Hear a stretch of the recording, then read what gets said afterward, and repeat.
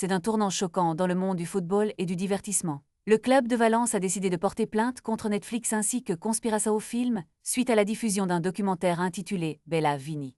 Ce film, qui retrace la carrière du prodige brésilien Vinícius Junior, a suscité une onde de choc à Valence, particulièrement en raison de certaines allégations qui y sont faites.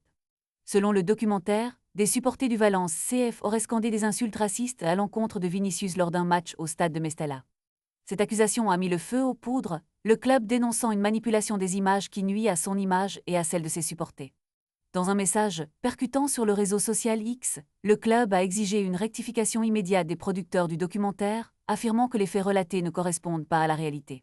Face à l'absence de réponse, Valence a décidé de prendre des mesures légales. Ce développement n'est pas seulement une question de réputation pour le club, mais touche également à des problématiques plus larges de racisme dans le sport.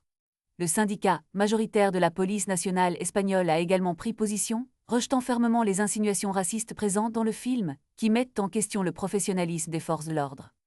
La tension monte alors que Valence cherche à défendre son intégrité et celle de ses supporters, tout en attirant l'attention sur des enjeux cruciaux qui dépassent le cadre du football. Ce conflit entre une plateforme de streaming et un club de football, à la croisée des chemins entre sport et médias, pourrait avoir des répercussions significatives.